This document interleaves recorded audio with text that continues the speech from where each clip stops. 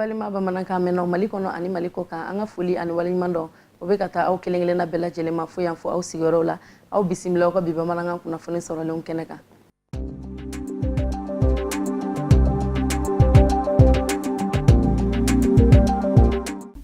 Jamana ɲɛmɔgɔ Elhaj Ibrahim Boubacar Keita a ka parti wasade mɔgɔ naani senbɔ a ka parti lafasali la. A ka ca la Mali jamana kɔnɔ i bɛ mɛn i ma nin kunnafoni na sugu mɛn. Bari nin wasade naani min filɛ nin ye u ye RPM bila ka sɔrɔ ka gɛrɛ fanga ɲinikulu wɛrɛ la. Yani i bɛ ka nin wasade naani ka gɛrɛ fanga ɲinikulu wɛrɛw la u ye bataki sɛbɛn k'o ci mun bɛ mɔgɔw ladɔnniya k'a fɔ u ye IBK ka parti bila. Nin wasade naani y'a yira k'a fɔ IBK ka parti sigi kun gɛlɛyara u bolo. Wa fɛn min ye hakili jakabɔ ye o tɛ IBK ka parti kɔnɔ. Sabula ni min fɔra parti ɲɛmɔgɔw fɛ o de bɛ kɛ. U y'a yira tuguni k'a fɔ san 3 min kɛra IBK ka jamana kuntigiya sigi kɔfɛ u ka jateminɛw la baara foyi ma kɛ jamana ɲɛmɔgɔ fɛ min bɛ mɔgɔw ɲɛfa. Kɛrɛnkɛrɛnnenya la Mali kɔrɔyan fan an bɛ don min na i ko bi o koɲɛw ma woloma. Wa mɔgɔ si hakili latigɛlen tɛ n'a ye k'a fɔ don dɔ la Mali gouvernement bɛna togoya sɔrɔ an ka jamana kɔrɔyan fan gɛlɛyaw la. Bari sanga ani wagati dɔ bɛ ka fara gɛlɛyaw kan. Nin wasade naani ka lettre sɛbɛnnen kɔnɔ u y'a yira k'a fɔ kiiri tɛ ka boli a ɲɛma. Wa fɛn min ye jamana ɲɛmɔgɔw ye u tɛ k'u jɔ u jɔyɔrɔ la. Wasade naani kɔni taara ka bɔ jamana ɲɛmɔgɔ ka wasadenw na nka ali bi n'a ka biya mɔgɔ bɛ se k'a fɔ ko jamana ɲɛmɔgɔ ka wasadenw ka ca ali bi. Bari n'i y'a ta k'a lajɛ wasaden 75 o de bɛ jamana ɲɛmɔgɔ tɔgɔ la wasaden 147 cɛ la. Nka o wasaden 75 in bɛna to u togo la wa? Wasaden naani y'a yira k'a fɔ u bɛna taa fara ADP Mali ka parti kan. Waati tɛmɛnenw na olu minnu fɛnɛ kun ye jamana ɲɛmɔgɔ kɔbila o mɔgɔw bɛ tali kɛ Kalilu Watara la o min kun ye wasaden ye ka bɔ commune 3 la. Soyiba Kulibali ale kun ye Kati wasaden ye. Mamadou Doumbia commune 2 fo ka taa se député Bakari Jara ma n'o kun ye Sikaso wasaden ye. U ye mɔgɔw ladɔnniya k'a fɔ jamana ɲɛmɔgɔ ka nin san 3 sigili na fɛn min warala kosɛbɛ o de ye bɛnbaliya denmisɛnninw ka baara sɔrɔbaliya fo ka taa se an ka jamana kɔrɔyan fan gɛlɛyaw ma.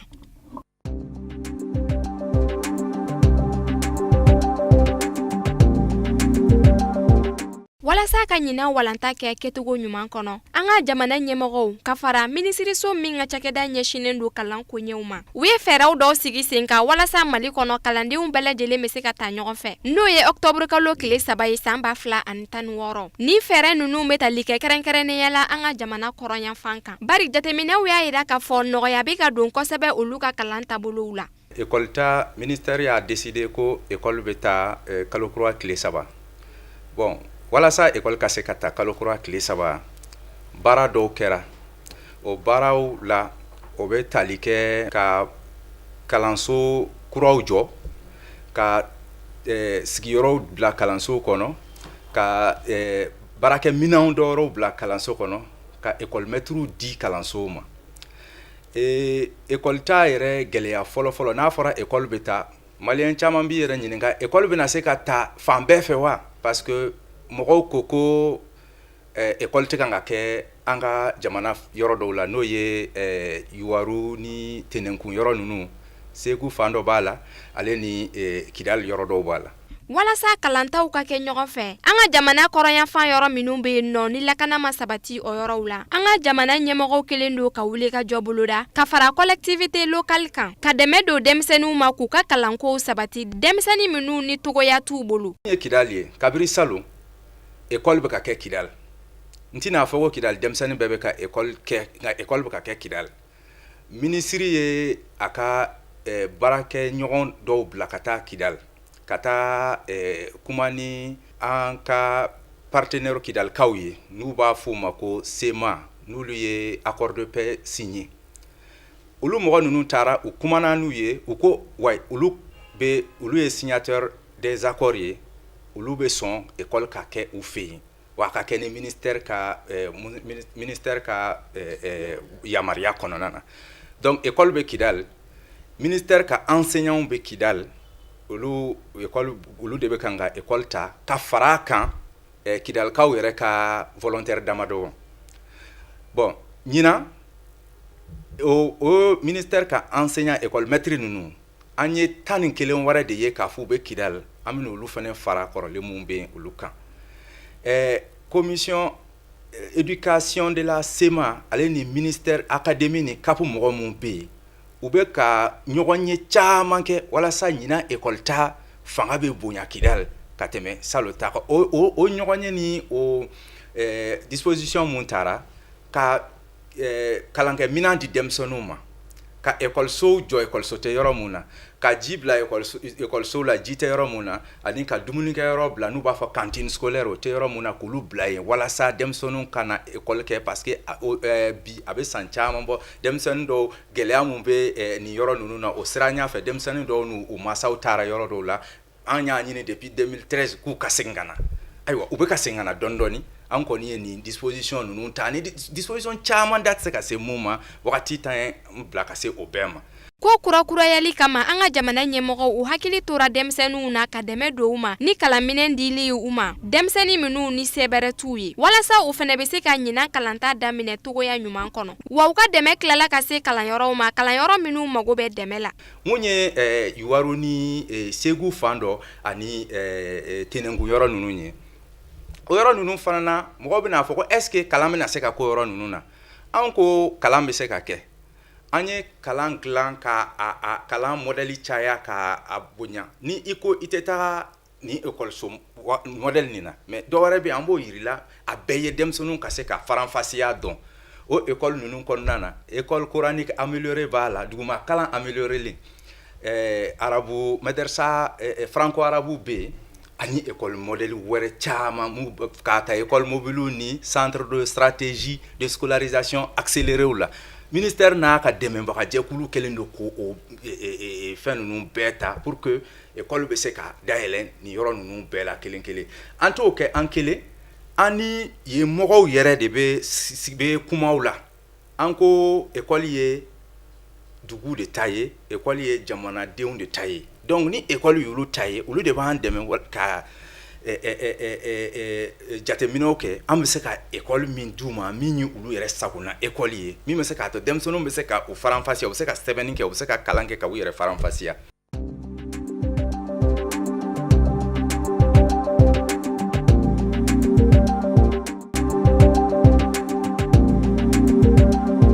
Côte d'Ivoire jamana kɔnɔ hakilina minnu bɛ tali kɛ ka se ka yɛlɛmakura don jamana sariya sunba la l'avant-projet de nouvelle constitution a taara ka don ba la mun ma kɛ barinako ye araba tɛmɛnen septembre kalo tile 25 minisiriw ka lajɛrɛ kɛnɛ kan conseil des ministres ni hakilina kura in n'o bɛ 3e république kofɔ jamana kɔnɔ a kan ka taa yira u ka wasabulon na assemblée nationale araba nata jateminɛ baaraw kama. Jamana gouvernement ka fɔla a y'a yira ko ni hakilina kura in ka ɲɛsi jamana sariya sunba ma o sigira ɲɔgɔn faamuyaw kan ka tɛmɛ hakilina fɔlɔ nalen kan. Fɛn minnu bɛ tali kɛ hakilinaw la mun bɛ sariya sunba kura in kɔnɔ o ma bugunatigɛ maaw ye nka u ka minisiri mun ye jamana ka babu sentigi ye porte-parole du gouvernement Bruno Kone ale ye walawalali dɔw kɛ sariya sunba kura in a hakilina kumaba dɔw la n'o dɔ bɛ tali kɛ wasabulo fankelen na sena jamana ɲɛmɔgɔ ka danganko vice-présidence ani ka yɛlɛma don sariya kisɛ 35 na o mun dɔnnen kɔrɔ don maaw fɛ jamana wasadenw n'o ye députéw ye olu de bɛna kɛ maa fɔlɔw ye ka sariya sunkura in nouvelle constitution k'a kɔnɔnafɛnw dɔn nka Côte d'Ivoire jamana ɲɛmɔgɔ yɛrɛ Alassane Dramane Ouattara ale de bɛna taa ni hakilina kura in kɔkɔrɔma don ka ɲɛsin sariya sunkura ma u ka wasabulon ka kɛnɛ kan o hakilina kura in n'a a cɛmancɛyalen don plus équilibré a ka nɔgɔn a ka maga plus simple plus souple a bɛ kuraya fɛnɛ kofɔ plus moderne ka taa se a bɛ bɛɛ ta plus impersonnel an b'aw ladɔnniya k'a fɔ ni hakilina kura in jamana ɲɛmɔgɔ bɛ fɛ ka taa da jamanadenw ɲɛkɔrɔ u ka foroba karafili senfɛ référendum o mun bɛna sigi sen kan octobre kalo banyɔrɔw la.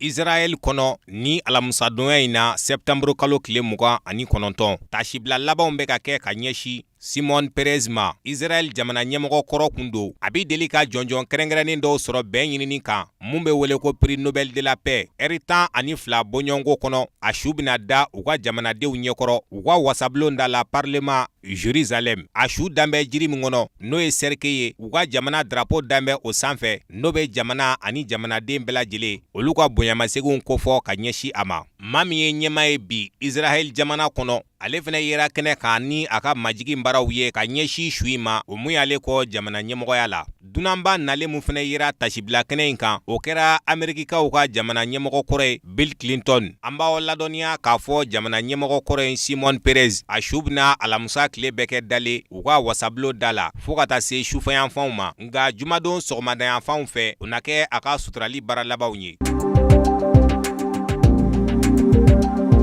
Senegal jamana kɔnɔ septembre kalo tile 26 san 2012 o be hakilijigi kɛ don gɛlɛnba la jamanadenw bolo sabula o sudonya in na ni ɲinan bɛ kɛ a san 14 ye u ka kulunba min bɛ wele le feri le joba ale yɛlɛmana ni maaw ye ba kan Gambi jamana kɔnɔ ni kulunba in a dilanna togoya min na maa 550 kun bɛ se ka don a kɔnɔ nka kasara kɛ don maa 2000 bɔɲɔgɔnkɔ o de kun b'a kɔnɔ ka kɛɲɛ ni kunnafoni ye u ka jamana ɲɛmaw ye mun di maa 1863 olu de bɔnɛniw nina kasara in senfɛ mɔgɔ minnu kisira kasara in senfɛ ani minnu tora la olu somaw olu kɔni sigilen do a kan halisa ɲɛfɔli de ka k'u ye mun nana ni kasara in sababu ye ani kulunba in a ka labɔji jugɔrɔla la san 14 tɛmɛnen kɔfɛ tasibila kɛnɛ sigira ka ɲɛsi maaw ma minnu tora kasara in na tɛnɛ septembre kalo tile 26 Senegal faba kɔnɔ Dakar ni ye maa dɔ ka kɔrɔfɔ ye n'ale kun bɛ kulunba in kɔnɔ kasara kɛ do a si bɛ taa san 50 ani san 1 na a tɔgɔ ko Leandre a ko k'ale hakili bɛ denmisɛnw kule kana u bɛ ka dɛmɛ ɲini ka b'u somɔgɔw yɔrɔ nka u somɔgɔw fana kun bɛ ka Ala wele a ka dɛmɛ d'u ma ni kulunba in sera ka bɔ ji jukɔrɔ bɛɛ olu k'u ɲɛ d'a kan o na kɛ sababu ye k'ale ka dimiw kɔ a fɛ ni ye maa wɛrɛ ka kɔrɔfɔw ye Nasardine Edara ale bɛ ka wulikajɔw kɛ a bɛ san damadɔ bɔ walasa septembre kalo tile 26 in a ka kɛ tasibila don kɛrɛnkɛrɛnnen Senegal jamana kɔnɔ ale bolo kasara in tɛmɛnen kɔfɛ san 14 ko yɛlɛma foyi ma don kow la ko san 14 u bɛ makɔnɔli la walasa kiri ka tigɛ yamaruya ka di kulunba in ka bɔ ji jukɔrɔ ani yatimɛden minnu bɛ Jola dugu kɔnɔ olu ka ko ka se ka taa bala jamana gouvernement fɛ an b'aw ladɔniya k'a fɔ ɲinanta san kunbɛn in maa minnu kisira kasara in senfɛ ani minnu tora la olu somaw olu dusukun tɔɔrɔ la sabula tasibila kɛnɛ in senfɛ u ka jamana maa ɲɛmaw ma ye kɛnɛ kan.